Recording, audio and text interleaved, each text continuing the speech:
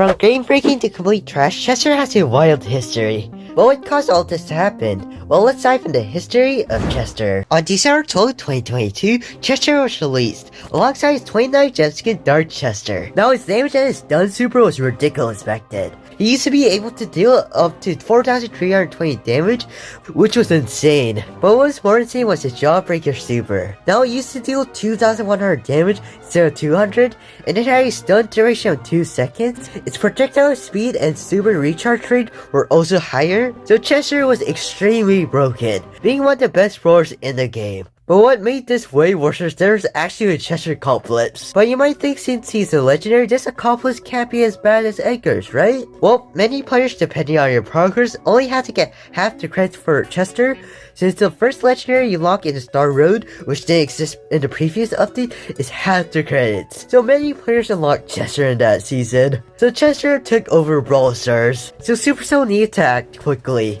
And they did 4 days later on the 16th. They fixed an issue with his Pop Rock super not spawning when activated when he gets defeated, so Chester was still broken. On the 26th, they released his second star power and gadget.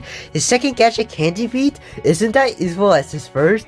It gives Chester a random effect which can be a speed increase or reload increase. And very often, the buff you get is the buff you actually don't need. The first one is more useful with the rerolling.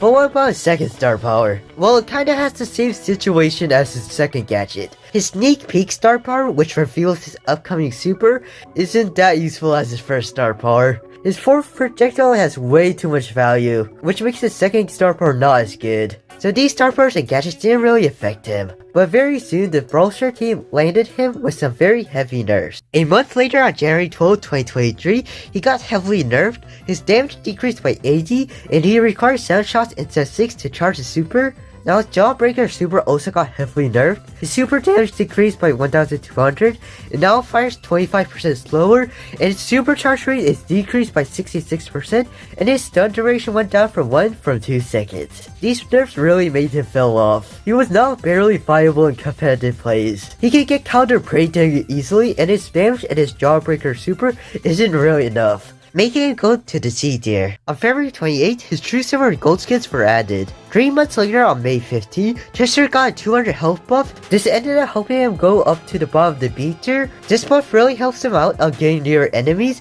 and he can survive way more easily. On July 3, his Wood Spirit Chester skin was added for 79 gems. Now this skin has custom effect for all of his supers and attacks, which is completely insane. Honestly, one of the best Chester skins in the game. Anyways, in this meta, Chester went back down to the C tier. Now, even though his health buff did help him out, this meta has a lot of brawlers that counter him, like Squeak, Crow, and Shelly. Now, fast forwarding to September 7th, they fixed an issue with Wood Spirit Chester.